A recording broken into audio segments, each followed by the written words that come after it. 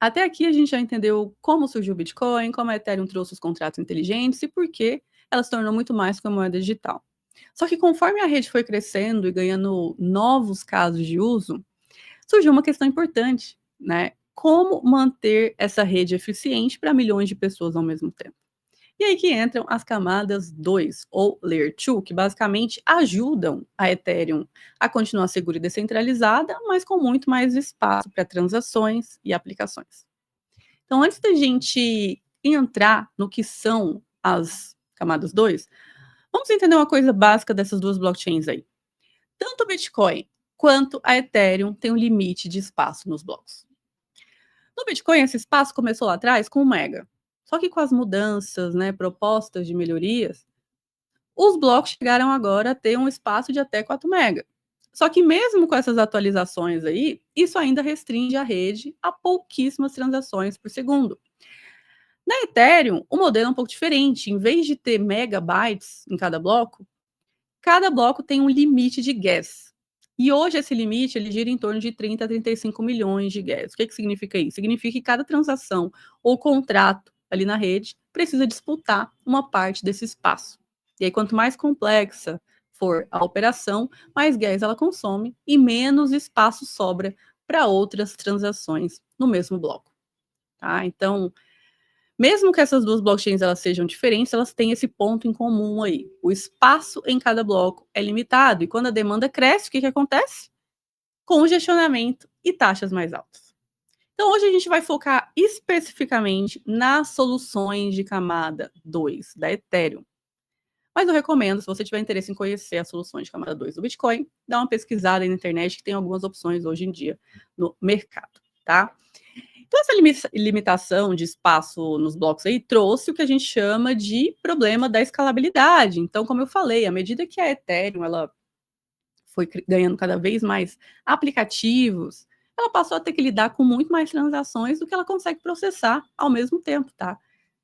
Então, para vocês conseguirem visualizar o que seria, né, esse congestionamento na rede da Ethereum, por exemplo, eu trouxe essa imagem aí que representa muito bem, ilustra muito bem o que significa um congestionamento na rede blockchain. Então, pensa na Ethereum como se ela fosse ali uma estrada de carro. Se o tráfego dessa estrada for pequeno, todo mundo passa ali tranquilamente, mas quando milhões de carros tentam usar a mesma pista ao mesmo tempo, o que acontece com essa pista? Congestionamento.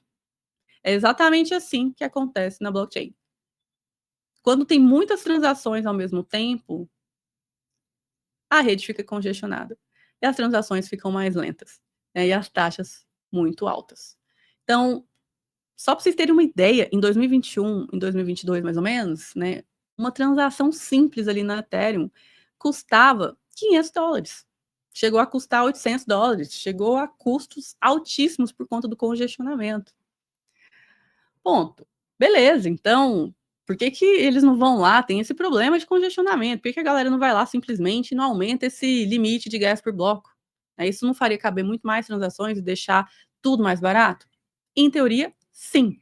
Tá? Se cada bloco ele comporta ali mais transações, o custo médio dessas transações tende a cair. Só que isso também tem um problema. Blocos maiores exigem computadores mais potentes para acompanhar o ritmo ali da rede.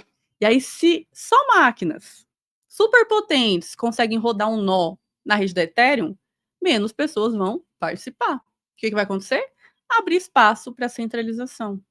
Né? E lembra, descentralização é justamente o que dá segurança e resiliência na blockchain. Então, a questão aqui não é só o tamanho, aumentar lá o tamanho do bloco, é equilibrar a capacidade com a descentralização e com a segurança. Né? E é exatamente esse dilema aí que vai nos levar a esse famoso trilema aqui das blockchains. O trilema das blockchains, né? Que foi um termo popularizado pelo Vitalik Buterin. A ideia de um trilema da blockchain é que existem 3 qualidades que toda blockchain gostaria de ter ao mesmo tempo: segurança, descentralização e escalabilidade. O que significa segurança numa blockchain? Significa proteger os fundos, as informações contra ataques. Descentralização. Descentralização significa que qualquer pessoa pode ir lá participar sem depender de uma autoridade central. Escalabilidade é a capacidade de atender milhões de pessoas, milhões de usuários de forma rápida e barata. O problema é que, na prática, é muito difícil você equilibrar os três ao mesmo tempo. Então, se a gente aumenta ali demais a capacidade dos blocos, você acaba perdendo a descentralização. Se você tenta manter tudo super distribuído, você acaba sacrificando o desempenho. E aí, se sua prioridade for só a velocidade, a segurança vai correr um risco. Ou seja, sempre que uma blockchain ela tenta resolver um desses 3 pontos aí, ela acaba cedendo em outro. E esse aí é o dilema, né, que tanto o Bitcoin quanto a Ethereum enfrentam desde o começo. E aí a pergunta que fica é: será que existe um caminho para escalar a rede sem abrir mão dos outros 2 pilares, que é descentralização e segurança? Então, para a gente entender, né, como que a Ethereum começou a tentar resolver esse trilema, a gente precisa olhar para a forma como as blockchains elas foram construídas até aqui. Existem esses 2 modelos principais aí, que é o modelo monolítico e o modelo modular. No modelo blockchain monolítica, tudo acontece dentro da mesma camada. A execução das transações, a segurança da rede e o armazenamento de dados, tudo acontece no mesmo lugar. Então é como se fosse ali um prédio onde todos os serviços, né, energia, encanamento, segurança, atendimento, tudo ficassem concentrados no mesmo andar. Imagine esse cenário. Isso vai garantir simplicidade, mas também vai limitar a capacidade, porque uma única camada precisa dar conta de tudo. Já no modelo modular, a ideia é distribuir funções em diferentes camadas. Então, por exemplo, a camada principal, né, que é a chamada Layer 1, ela continua responsável pelo que é mais crítico, que é manter a segurança e o consenso da rede. Só que as outras camadas, por exemplo, a camada 2, Layer 2, vai começar a assumir parte do trabalho, principalmente relacionada à execução das transações.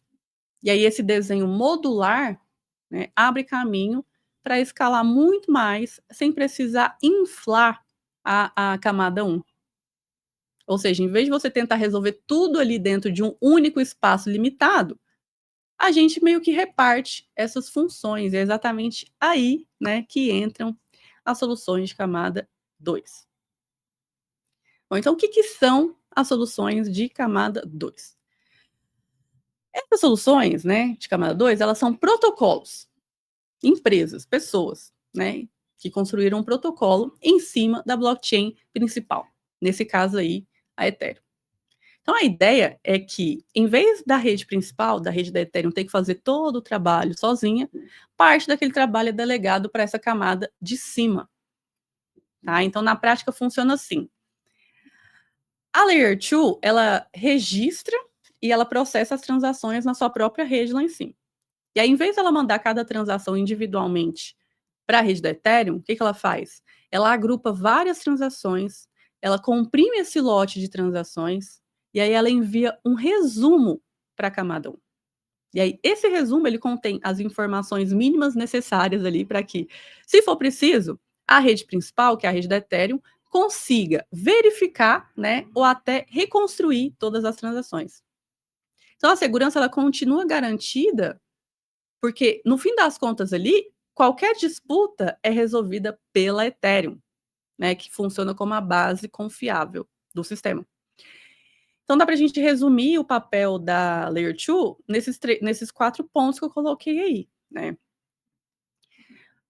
A Layer 2 funciona em cima da Ethereum, ela processa as transações fora da Ethereum, ela envia pacotes comprimidos, né, de volta para a Ethereum, e com isso ela consegue escalar sem perder a segurança. Quais são os benefícios de uma camada 2? Primeiro, velocidade, e segundo, custo muito menor. Porque quando você tira a sobrecarga ali da camada 1, a camada 2 consegue lidar com muito mais operações, né, enquanto a Ethereum fica ali só com a função de árbitro e armazenador de dados. E além disso, as camadas 2 elas podem variar, tá? Elas não são todas iguais. Cada uma escolhe modelos diferentes de execução. Então, Algumas escolhem ferramentas próprias para desenvolvimento, outras escolhem tokens específicos, enfim, cada uma tem a sua liberdade de escolher a sua própria forma de execução. Mas todas elas têm um ponto em comum, que é sempre publicar as evidências das suas transações na rede principal da Ethereum. Então, quais são esses tipos que normalmente as camadas 2 usam, né, como infraestrutura ali? As soluções mais conhecidas hoje em dia, elas se dividem em desses 2 grandes grupos aí, que é os rollups otimistas, né, e rollups de conhecimento zero ou ZK rollups. Esses são os 2 tipos, os principais tipos utilizados para soluções de camada 2. Então, os rollups otimistas, eles partem da premissa, como que eles funcionam? Eles partem da premissa que todas as transações estão corretas, né, a menos que alguém vá lá e prove o contrário. Por isso, otimista. Todas estão corretas, a menos que alguém vá lá e prova o contrário. E aí funciona quase como se fosse um sistema baseado em confiança, mas com auditoria possível. Então, se alguém vai lá e nota que teve uma fraude em alguma transação, pode ir lá e enviar uma prova para a rede da Ethereum, para a rede principal da Ethereum, entendeu? E aí alguns exemplos que usam esse formato de camada 2 é a Arbitrum, a Optimism, a Base. Já os ZK Rollups, eles funcionam de outra forma. Eles não assumem que todas as transações estão corretas. Em vez disso, cada lote de transação vem acompanhado de uma prova matemática criptográfica chamada Zero Knowledge Proof. Por isso o ZK, de Zero Knowledge. E aí, essa prova garante de forma criptográfica que todas as transações são válidas. Então, os exemplos que usam esse tipo de camada 2 é o ZK Sim, que é a Starknet, né? Todas essas e outras seguem esse modelo. E aí o resultado é que ambos os tipos aí buscam o mesmo objetivo, que é escalar a rede da Ethereum. Só que cada uma tem as suas vantagens e as suas desvantagens. Por exemplo, as otimistas ali são muito mais simples de implementar. Só que também pode ter tempo de retirada muito mais longa. O ZK já traz prova mais rápida e segura, porque usa criptografia, mas também exige tecnologia criptográfica muito avançada. Então é mais complexo de implementar. Só que o importante é que não existe uma solução mágica, tá? Não existe a melhor solução. O ecossistema de camada 2 é diverso justamente porque cada um traz uma abordagem, né? Cada um tenta equilibrar o custo, a velocidade e a segurança de um jeito diferente. Então não existe certo ou errado, existem maneiras diferentes de fazer as coisas. Tá? Então, hoje em dia, qual que é a situação atual da Layer 2? Porque o que eu contei ali foi a história do problema, e agora, né? Realmente existe? Funciona? Como que está a situação delas?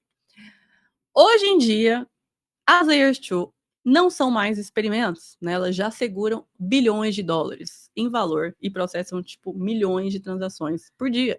Então, se a gente olhar para esses principais rollups aí que eu coloquei na tela, a gente vê nomes como a Arbitrum, a Base e a Optimism, né? Que elas são as 3 que lideram esse mercado. Só a Arbitrum, por exemplo, já acumula mais de 19 bilhões de dólares em valor bloqueado ali nos seus contratos. A Base, né, que é apoiada pela Coinbase, já está ultrapassando, quase chegando em 15 bilhões de valor bloqueado nos seus contratos. E a Optimism tem mais de 3 bilhões. Então, essas são as principais soluções de camada 2 da Ethereum, e todas elas utilizam o tipo Optimism, ou Rollup otimista. Né, que vocês podem ver, Optimistic, Optimistic, Optimistic. Elas escolheram o mesmo tipo para criar os seus protocolos. Bom, e o que esses números estão mostrando aí? Esses números estão mostrando que hoje em dia uma solução de camada 2 não é um teste de laboratório, é uma infraestrutura real, né, usada por milhões de pessoas, por milhões de aplicativos de DeFi, de jogos, de redes sociais, tudo. Só que além desse valor em dólares aí, né, o impacto disso é outro, porque graças a essas soluções, hoje é possível a gente usar a rede da Ethereum gastando pouquíssimo, centavos de taxa. Em contrapartida, lá em 2021, já existiam soluções, mas elas estão muito mais evoluídas hoje em dia. E a galera ainda usava a camada 2 do Ethereum, chegando a pagar taxas abusivas, né, absurdas. Então, graças a essas soluções, hoje a gente consegue utilizar a rede da Ethereum pagando quase nada de taxa. Então, o que aconteceu com a Ethereum? Simplesmente ela é feita de camadas 2. E esses números aí, né, só reforça aquela ideia de roll-up centric, né, que é a Ethereum centrada em camada 2.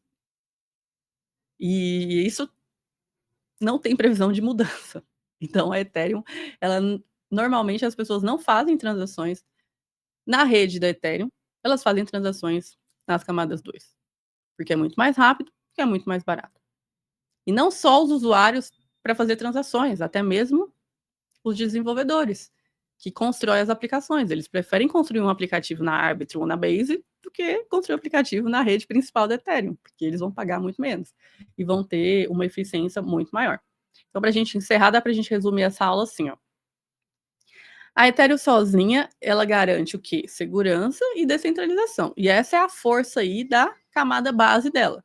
Só que para ganhar velocidade e taxas mais baixas, entram as camadas 2. E aí, quando a gente junta camada 1 e camada 2, a gente tem um ecossistema em camadas. E é graças a esse ecossistema que é capaz da gente sustentar ali bilhões de usuários, né? Bilhões de transações por dia. Então, em outras palavras, né, sem as camadas 2, a Ethereum ela não chegaria a uma escala global que precisa. Então, foi justamente por conta dessas soluções que a gente conseguiu chegar onde nós estamos hoje em dia. Então, chegamos ao final da nossa aula. Muito obrigada por assistir até aqui. Eu espero que você tenha conseguido entender a importância das camadas 2, principalmente porque hoje em dia, se você for fazer uma transação na Ethereum, muito provavelmente você vai utilizar uma camada 2, porque é muito mais barato e muito mais rápido. E é isso, eu espero que você tenha gostado dessa aula. Se tiver ficado alguma dúvida, deixe nos comentários. Eu vou adorar responder aí. Não se esqueça também de se inscrever aí no canal, né? De compartilhar esse vídeo com pessoas que precisam aprender sobre blockchain. Continue acompanhando as próximas aulas. Me siga nas minhas redes sociais. E eu vejo vocês no próximo vídeo. Zero paralelo, vem com a gente explorar um mundo sem fronteiras pra sonhar. Bitcoin na veia, cripto no ar, do zero